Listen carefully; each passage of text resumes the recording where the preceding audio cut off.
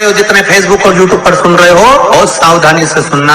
जिस व्यक्ति का बुरा समय चल रहा हो, ना लक्ष्मी घर में आ रही हो, रोग बीमारी पड़े हुए हो, कोई तकलीफ ही तकलीफ आ रही हो, बहुत कष्ट महसूस हो रहा हो, परिवार में शांति रत्ती भर की ना हो, तो कितना सुंदर कहा, 1 लोटा पानी लीजिए, उस पानी में 5 पीपल के पत्ते डाल लीजिए। कितने पत्ते? 5। थोड़ी सी काली तिल्ली डाल लीजिए, थोड़ा सा हल्दी का गट्टा, हल्दी जो सूखी एक गट्टे में आती है ना, हल्दी की गांठ, उसका थोड़ा सा टुकड़ा उस कलश में डाल लीजिए। और जिस व्यक्ति का समय गड़बड़ चल रहा हो, लक्ष्मी नहीं आ रही हो, बीमारियां बनी हुई हो, दुख हो, तकलीफ हो, कष्ट हो, बस वो पानी को लेकर जाओ जिस व्यक्ति को ज्यादा कष्ट है, और पानी ले जाकर शंकर जी के ऊपर, और जब शिव जी पे जल चढ़ जाए, वो 5 जो पत्ते आपने बेल उसके पीपल के डाले हैं, उस पीपल के पत्ते को उठाकर वापस अपने ऊपर जल का सिंचन कर लीजिए। आपको 3 दिन में अंतर मालूम पड़ जाएगा कि आपके कार्य बनना चालू हो जाएंगे और आप रोग से मुक्त होना चाहिए।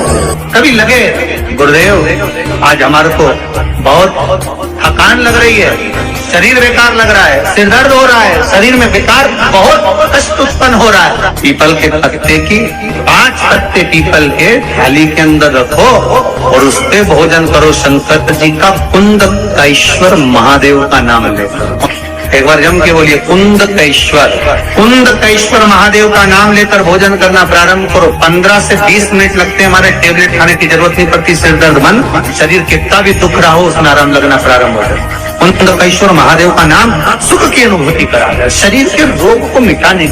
पान के पत्ते के ऊपर मात्र पान जो खाने वाला जो पान करता है उसका पत्ता, चंदन से शंकर के नाम, पार्वती का नाम और ब्रह्माणी सरस्वती का नाम लेकर शिव को समर्पित कर दे।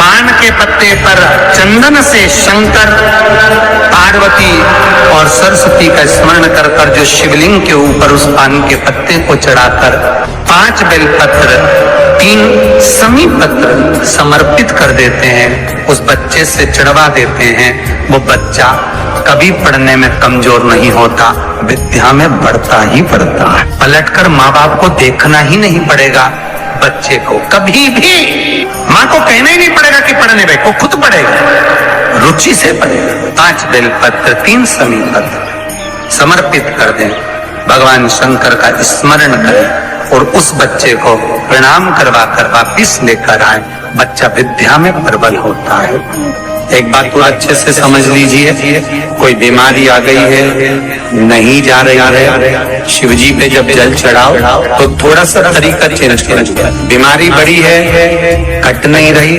तकलीफ ज्यादा हो रही है, ये डंडी वाला जो भाग है बेलपत्री का, ये शिवलिंग पर रखो तो इस डंडी वाले भाग को अशोक सुंदरी की ओर मुख रखो। आपको मालूम है ना अशोक सुंदरी का स्थान, जहां से जल बहता है उसके बीच में जो मोटी सी लाइन रहती है वो अशोक सुंदरी।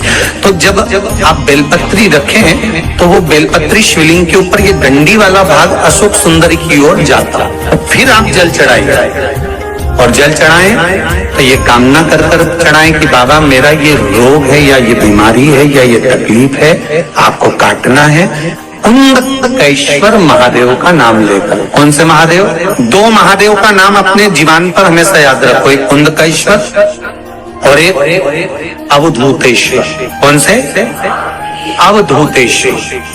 अवधूतेश्वर महादेव, जब बच्चा या परिवार का कोई व्यक्ति गलत मार्ग पर जाता है, जिस दिन अपने घर में बहुत विवाद हो रहा हो, क्लेश ज्यादा हो रहा हो, चिड़चिड़ प्रवृत्ति हो रही हो या विवाद थमने का नाम नहीं ले रहा हो, तो एक बेलपत्री शिवलिंग पर जब समर्पित करेंगे तो उस बेलपत्री को पहले नंदी के पास, अशोक सुंदरी के पास, ऊपर जो जलाधारी लगी है उस पर, उसी एक ही बेलपत्री को फिर शिवलिंग पर समर्पित करें और 1 लोटा जल चढ़ाकर उसमें से थोड़ा सा पानी लेकर घर के परिंदा, मटका, हंडा जो भी हो उसमें डालें, सबको पीने के लिए दे दें। 7 मिनट, 8 मिनट, ज्यादा से ज्यादा 10 मिनट लगेंगे और पूरे घर का माहौल एकदम शांत हो जाएगा, क्लेश बंद हो जाएगा।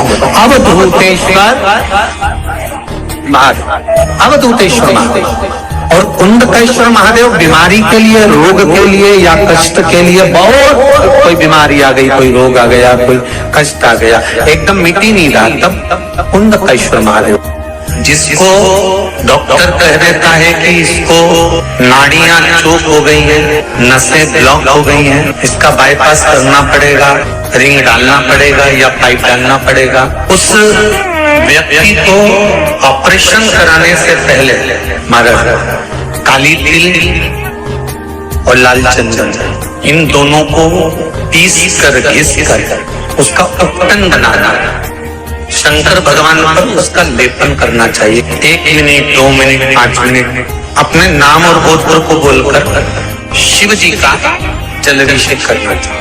उपटन लगाया गया है, उस उपटन में से थोड़ी सी मात्रा लाल चंदन की, काली तिल की जो पीस कर अपने शिव जी पर लगाया है उसको लेकर आकर वक्ष स्थल पर 7 दिन या 8 दिन उसको लगाना चाहिए। 8 दिन के बाद में फिर डॉक्टर के पास चेक करवाने जाओ, क्या अब ऑपरेशन की जरूरत है तो बता देगा।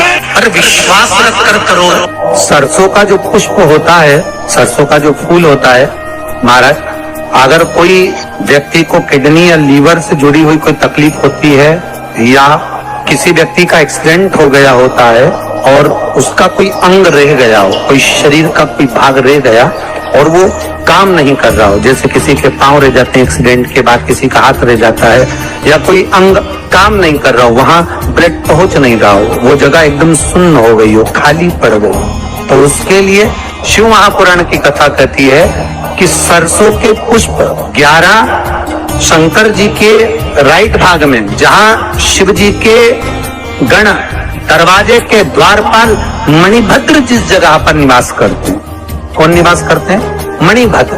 शंकर जी के दरवाजे के द्वारपाल है मणिभद्र जी, तो मणिभद्र दरवाजे के द्वारपाल में राइट भाग में मणिभद्र जी विराजते। मतलब राइट भाग कौन सा हुआ?